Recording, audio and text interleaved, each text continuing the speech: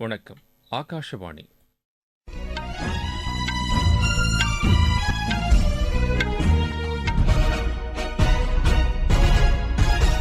செய்திகள் வாசிப்பவர் கோபாலகிருஷ்ணன்.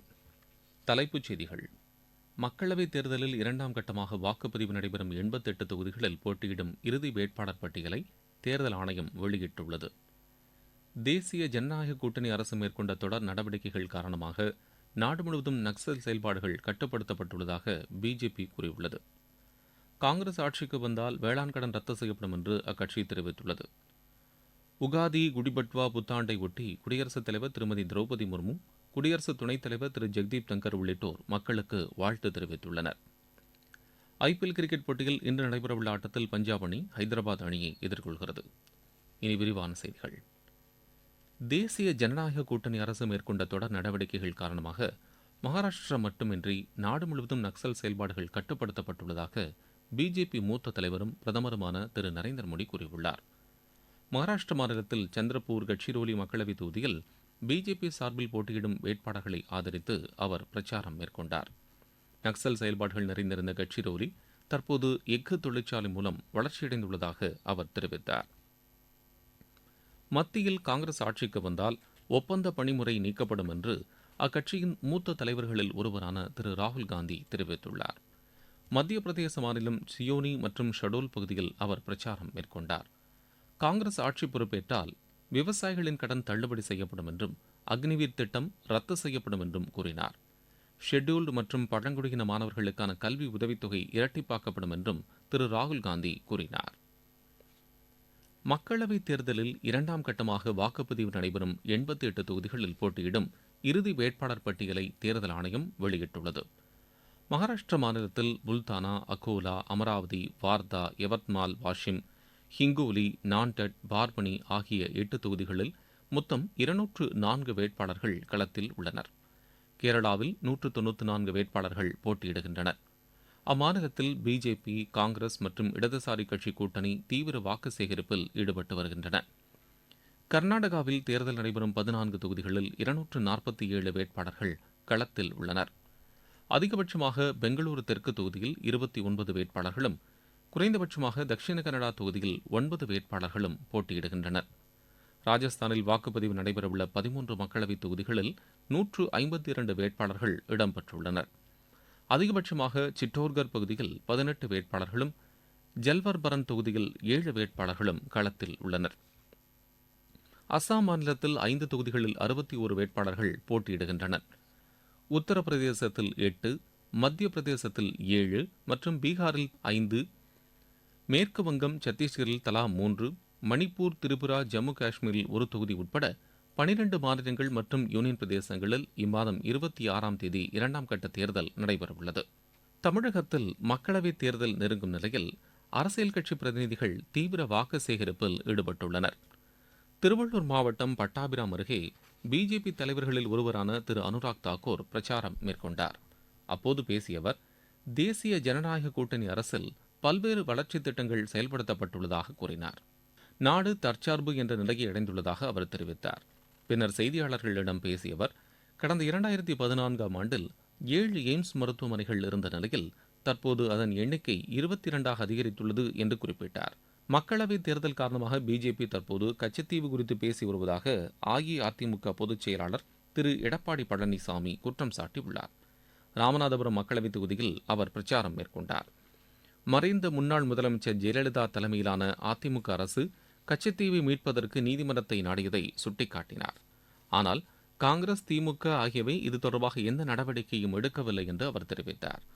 கடந்த அதிமுக ஆட்சியில் ராமநாதபுரத்திற்கு காவிரி, குண்டாறு, வைகை இணைப்பு திட்டம் கொண்டுவரப்பட்டாலும் திமுக அரசு அதை நிறுத்தி வைத்துள்ளதாக திரு எடப்பாடி பழனிசாமி கூறினார். நாட்டில் கடந்த 45 ஆண்டுகளில் இல்லாத அளவில் வேலைவாய்ப்பின்மை அதிகரித்துள்ளதாக மார்க்சிஸ்ட் கம்யூனிஸ்ட் கட்சியின் அரசியல் தலைமை குழு உறுப்பினர் திரு பிரகாஷ் காரத் தெரிவித்துள்ளார். திருப்பூர் மக்களவைத் தொகுதியில் தேர்தல் பிரச்சாரம் மேற்கொண்ட அவர், பிஜேபி தலைமையிலான அரசு பெருநிறுவனங்களுக்கு உதவும் அரசாக மட்டுமே இருப்பதாக குறை கூறினார். 83% இளைஞர்கள் வேலைவாய்ப்பின்றி இருப்பதாகவும் 63% பேர் மேல்நிலைக் கல்வி மற்றும் கல்லூரி கல்வியை பெறவில்லை என்றும் அவர் தெரிவித்தார்.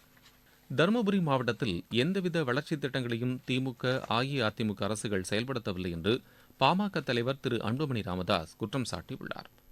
தருமபுரி தொகுதியில் பிரச்சாரம் மேற்கொண்ட அவர், தங்கள் கூட்டணி ஆட்சி அமைத்தால் தருமபுரியில் தக்காளி கூழ் தயாரிக்கும் தொழிற்சாலை அமைக்க ஏற்பாடு செய்யப்படும் என்று குறிப்பிட்டார். தேர்தலில் தங்கள் கூட்டணி வெற்றி பெற்றால் என்எல்சி நிறுவனத்தில் தமிழர்களுக்கு மட்டுமே பணி வாய்ப்பு வழங்கப்படும் என்று தேமுதிக பொதுச் செயலாளர் திருமதி பிரேமலதா விஜயகாந்த் தெரிவித்துள்ளார். கடலூர் மாவட்டம் விருதாச்சலம் அருகே பாலக்கரையில் பிரச்சாரம் மேற்கொண்ட அவர், அங்குள்ள பீங்கான் தொழிற்பேட்டை மேம்படுத்தப்படும் என்று கூறினார். நிதி நெருக்கடிக்கு இடையே திமுக ஆட்சி பொறுப்பேற்றவுடன் மக்களுக்கு அளித்த வாக்குறுதிகளை நிறைவேற்றியதாக அக்கட்சியின் இளைஞரணி செயலாளர் திரு உதயநிதி ஸ்டாலின் தெரிவித்துள்ளார். கிருஷ்ணகிரி தொகுதியில் பிரச்சாரம் மேற்கொண்ட அவர், காலை உணவு திட்டத்தின் காரணமாக 3 லட்சம் மாணவர்கள் அரசு பள்ளியில் சேர்ந்துள்ளதாக கூறினார். நீங்கள் கேட்டுக்கொண்டிருப்பது ஆகாஷவாணியின் செய்தி அறிக்கை.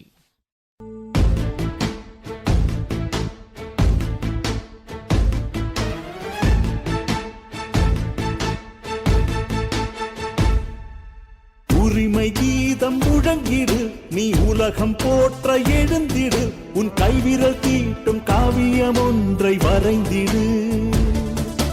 எழுந்து வா வா, வாழும் வாழ்வை வெல்ல, தீர்ப்பு சொல்ல கருப்பு மைய நெருப்பு ஆயுதம். திறந்து வா வா, ஒரு வாக்கு கூட விடுபடாமல் காக்கும் மக்கள் நாட்டின் பெருமிதம்.